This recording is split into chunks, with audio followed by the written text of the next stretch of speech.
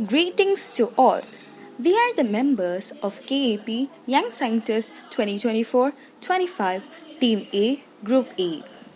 We went to a study on shipping and cutting edge technologies contributing to national development to Vao Sidambaranar Port, Tuticorn on 30th of November 2024. This study was guided by Mr. Captain Bennett Singh Paul. We started our journey by 5 am and we ate our breakfast and had a short meeting at Rotary Club of Valiur. Some members of the Rotary Club addressed us at the gathering. It was truly inspiring and they motivated us to actively participate in the upcoming events. We reached our destination by nearly 8:30 am. The video will be further taken over by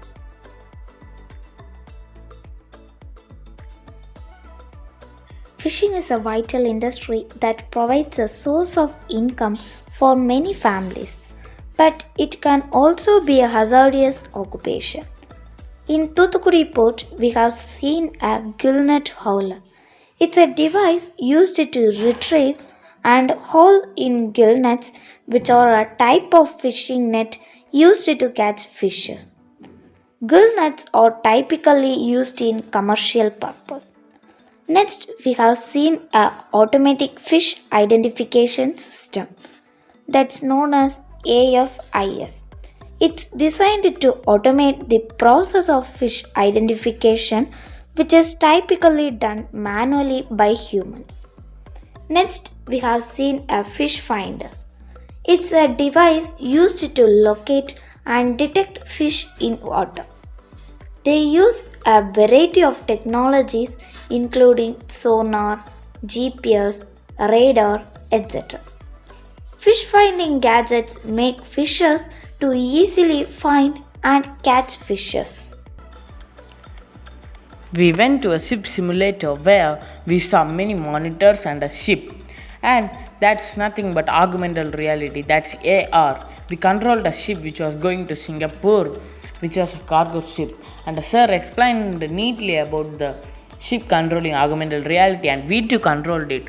And for emergency, they have one steering like buses and cars, and for normal, they have another steerings like a lever. And then we went to see about the climatical change. He edited the screen and we saw the climatical change. And we went to visit the fishing boat. And we started walking after this, and we were walking for 5 minutes and we reached there and we get into a boat, and it was a very rushing time and very sunny. After getting inside, what happened is that we all saw the place where the fishes are stored and kept it for bringing it near to the fish port, and that could be sold.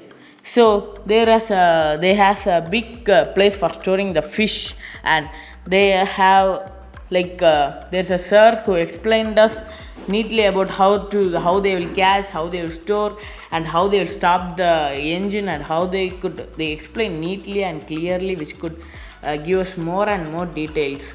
And the engine place was very very heat, and in that engine we have many cooler systems, and the person who explained was the man who engineered that ship. That means that he made the ship. That makes me really inspired. And we asked our doubts and cleared and took a photo, and by seeing that I got really inspired, and thank you. Next up, we went on a small tour on the boat that was in VOC port, which was currently free, and it enabled us to go on the boat. We were really excited to see how the boat would feel like and what it feels like to drive a boat. We all got on the boat and we were really excited as we saw the boat moving, and we also went and saw the captain's cabin where he explained us about how it feels like to drive a boat. He also told us all the necessary instruments which are used to drive a boat and why we need to be careful whenever we are driving in a boat. Next, we went on an observation of the Indian Navy boats. There was a Navy ship and there was also a Navy boat. The Navy ship was comparatively very large in size compared to the Navy boat. Some of us went on the Navy boat and some of us went on the Navy ship. We learned more things about what it feels like to drive a Navy boat, what it feels like to use some of the controls, and what we should do whenever an intruder comes in if we are part of the Navy. This was a really enriching experience as we saw what it feels like whenever we are becoming a Navy officer. Then we went to the Hare Island where we saw a lighthouse which stood very tall as if it was about to enter space. We climbed the stairs of the lighthouse. It also had an elevator installed in it to prevent exhaustion from climbing stairs, but we still climbed the stairs to be more adventurous. The view from the top of the lighthouse was priceless. We saw the whole city from the top. We also saw some fishes far away from the lighthouse, which were from the port. Then we went to the place where they control the instructions given to the lighthouse. The lighthouse is controlled at the bottom of the lighthouse, and they sometimes go to the top of the lighthouse to do electrical repairs. The lighthouse at Hare Island uses echolocation to sense the location of objects from far away. After learning all of that, we went back to our bus. After we came back from our short visit to Hare Island, we went back on our bus and we were ready to go to dinner. The dinner was kept at a nearby church or near the church, I don't exactly remember, but we had a very beautiful and delicious dinner where we all thought of what we had gone through that day. After that delicious dinner, we went back on our bus and we were back at the Kalachande bus stand.